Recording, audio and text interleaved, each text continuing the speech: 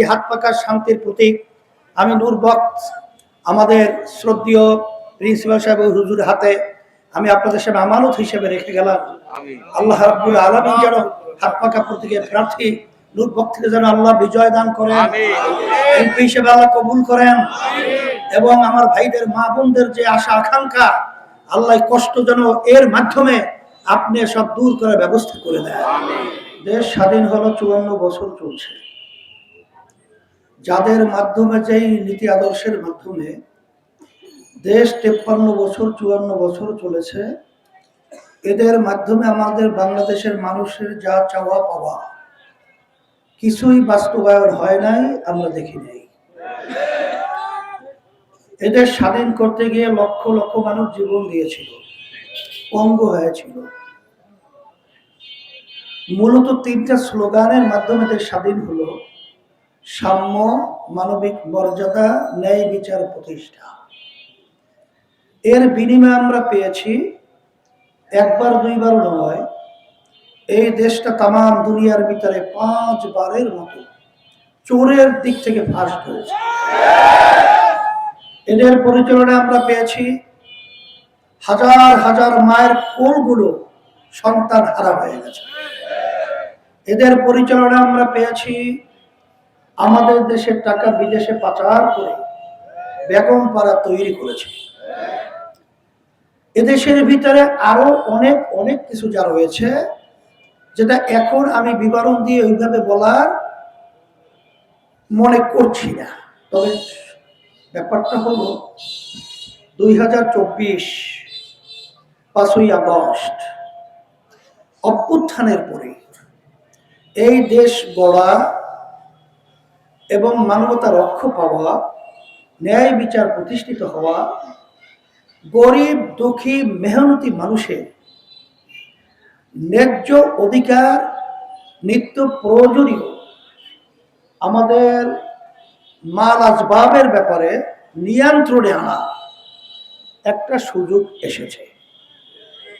এই সুযোগকে কাজে লাগাবার জন্যই আপনাদের দোয়া, আল্লাহর রহমতে আমরা চেষ্টা করেছিলাম, পরিবেশও হয়েছিল।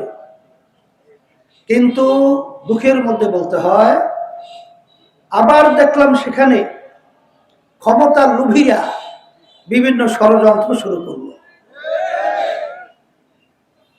আমরা তখন কি দেখলাম, যে আমরা বিএনপি, অন্যান্য আদার্স দল যারা এই দেশ পরিচালনা করেছিল, যেই নীতি আদর্শের মাধ্যমে সেই নীতি আদর্শ পরিবর্তন করে যে দেশে 92% জনের মতো মুসলমান বসবাস করে, সেই দেশের ভিতরে সংসদের মধ্যে বাস্তবায়িত হবে ইসলামী নীতি আদর্শ। এইটাকে সামনে রেখে আমরা যখন সামনে চলছিলাম, তখন আমরা কি দেখতে পেলাম, এখন যারা নাকি জোটের মধ্যে বিএনপি জোট, আবার জামাতের নেতৃত্ব জোট, তারা পরিষ্কারভাবে বলেছে তারা ইসলাম অনুযায়ী দেশ পরিচালনা করবে না। তারা কোন নিয়মে দেশ পরিচালনা করবে? প্রচলিত নিয়মে, যেই ধারায় দেশ চলছে। এখন আপনাদের কাছে প্রশ্ন, যদি প্রচলিত এই নিয়মে দেশ সুন্দর হয়, তাহলে আমাদের এই জীবনগুলো দেওয়ার কি অর্থ ছিল? আমাদের হাজার হাজার সন্তানগুলো মা কোল কেন হারা করলো? এত ত্যাগ, চক্ষু হারালো আবু সাইদ, আপনাদের এই রংপুরের সন্তান। সেই আবু সাইদ তার বুককে পেতে দিয়ে বৈষম্য কেন দূর করতেছিল? মুগ্ধ পানি পানি শব্দ করার পরে সে আস্তের উপর ওই অবস্থায় জমিনে ঢলে পড়লো। কত ছেলেরা চক্ষু হারালো, পঙ্গু হলো। এই আবার সেই প্রচলিত নিয়মে দেশ পরিচালনার জন্য করেছে। এই জন্য আমি আমার ভাইদেরকে বলবো যে আমরা অনেক কিছু দেখেছি, নতুন ভাবে পুরাতনকে আবার সামনে এনে নতুন কিছু পাওয়ার চাওয়ার আর প্রয়োজন আমরা দেখি না, প্রয়োজন নাই। সেজন্য আমি আমার কুড়িগ্রামবাসী, আমার ভাইদেরকে, মা বোনদেরকে বলবো, এই কুড়িগ্রামকে বলা হয় দ্বিতীয় চরমনাই। দ্বিতীয় চরমনাই কেন বলা হয়? আব্বাজার রহমাতুল্লাহি আলাইহি ঘোষণা করেছিলেন যে সেই কোথায় চরমনাই বরিশাল আর কোথায় সেই কুড়িগ্রাম।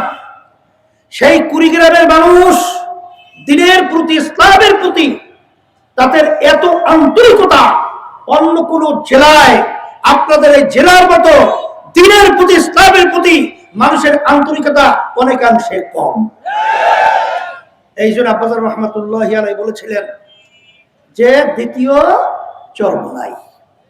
এখন আপনাদের কাছে আমি প্রশ্ন রাখতে চাই, বাংলাদেশের মধ্যে এখন নির্বাচন আসছে, জাতীয় 12ই ফেব্রুয়ারি নির্বাচন হবে 2026। সেই নির্বাচনের মধ্যে একটাই বাক্স শুধু ইসলামের পক্ষে। কয়টা বাক্স বলেন? সেই বাক্সটা কোন দলের বাক্স? ইসলামী আন্দোলন বাংলাদেশের হাত পাখা প্রতীকের বাক্স। অন্য কোন বাক্স ইসলামের পক্ষ নয়। সেই হিসেবে আমি সকলকে একটা আহ্বান জানাবো, যারা আমরা ইসলামকে ভালোবাসি, যারা আমরা দেশকে ভালোবাসি, যারা মানুষের কল্যাণ চাই, যারা ইসলামকে ক্ষমতা উদ্দীন করতে চাই, আমার সেই ভাইদেরকে, আমার মা বোনদেরকে আমি অনুরোধ করে বলবো যে আজকে দুনিয়াতে শান্তি, আখিরাতে মুক্তির লক্ষ্যে যারা ইসলামের সাথে থাকবেন তারা এই দুনিয়াতেও শান্তি পাবেন, আখিরাতেও মুক্তি পাবেন। সেই লক্ষ্যকে সামনে রেখে একটু আগে আপনারা দেখেছেন আমাদের সম্মানিত, আমাদের নূর বক্স সাহেব, সম্মানিত প্রিন্সিপাল, আপনাদের এই এলাকার মাদ্রাসায় কত বছর সে চাকরি করেছে, তার যোগ্যতা আপনারা দেখেছেন, তার অবস্থান আপনারা দেখেছেন। এই ধরনের লোক যদি সংসদে যায় তাহলে তো আমার মন বলছে দুর্নীতিবাজরা দুর্নীতি করার সাহস পাবে না, তাদের হবে ইনশাআল্লাহ। যদি এই ধরনের যোগ্যতা সহ ব্যক্তি যদি সংসদের মধ্যে যায়, তখন ইসলামের পক্ষে বুলন্দ আওয়াজ তোলার জন্য নূর বক্স যখন কথা বলবে, তখন নাস্তিকের দলেরা, ইসলাম বিদ্বেষী দলেরা থরথর করে ভয়তে কম্পন শুরু হবে। সেই হিসাবে আমি বলবো যে আমরা বহুবার ভোট দিয়েছি, আল্লাহ কবুল করলে আরো দিব, কিন্তু ইসলামকে পরীক্ষা করে আমরা দেখি নাই। আজকে দুনিয়াতে শান্তি, আখিরাতে মুক্তির লক্ষ্যে ইসলামের সাথে জড়ায় থাকা ছাড়া কোনদিন আসছে, আসবে? কোনদিন আসছে, আসবে? তবে বলতে পারেন আমাদের প্রার্থীর হয়তো টাকা একটু কম, কথা ঠিক না? অন্যান্য প্রার্থীর কথা আমি শুনি এখানে আসার পরে শুধু টাকার বলে সরাসরি চলছে। আমি বলবো, আমি তখনই বলছি যে আল্লাহর রহমতে কুড়িগ্রামের মানুষ, বাংলাদেশের যারা দিনদার, দেশকে ভালোবাসে, যারা মানুষকে ভালোবাসে, তারা কোনোদিন টাকায় গরু ছাগলের মতো বিক্রি হবে না। তাদের ঈমান কখনো টাকার মাধ্যমে বিক্রি হবে না।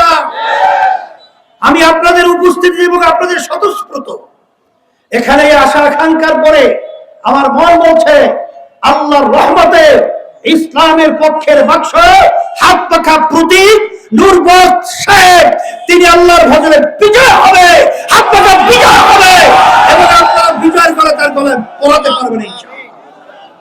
সেই হিসাবে আমি বলবো দিন কিন্তু বেশি নাই। এখন যদি আমরা আগের দিনের মতোই, আগের রাত্রের মতোই আমরা ওইভাবে যদি রুটিন করে চলি, তাহলে কিন্তু মাঠ খালি পেলে অন্যত্র কিন্তু দখল হয়ে যাবে।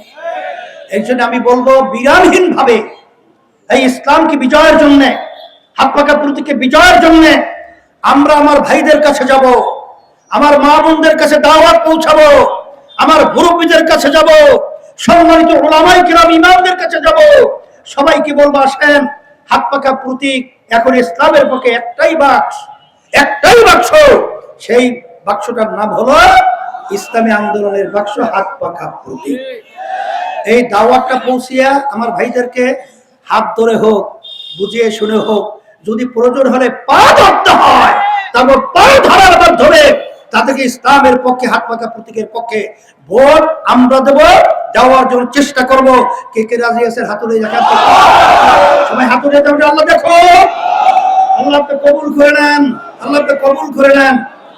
সেই হিসাবে আমি এই হাত পাকা শান্তির প্রতীক আমি নূর বক্স আমাদের শ্রদ্ধেয় প্রিন্সিপাল সাহেব হুজুরের হাতে আমি আপনাদের সামনে আমানত হিসেবে রেখে গেলাম। আল্লাহ রাব্বুল আলামিন যেন হাত পাকা প্রতীকের প্রার্থী নূর বক্স থেকে যেন আল্লাহ বিজয় দান করেন, এমপি হিসেবে আল্লাহ কবুল করেন, এবং আমার ভাইদের মা বোনদের যে আশা আকাঙ্ক্ষা আল্লাহ কষ্ট যেন এর মাধ্যমে আপনি সব দূর করে ব্যবস্থা করে দেন। রব্বানা আতিনা ফিদ দুনিয়া হাসানা ওয়া ফিল আখিরাতি হাসানা ওয়া কিনা আযাবান নার বিরহমাতিকা ইয়া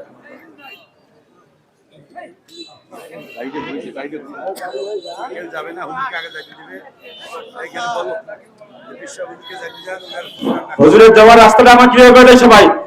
সবাই হুজুরের কেউ চাপাচাপি করবেন না, হুজুরের যাওয়ার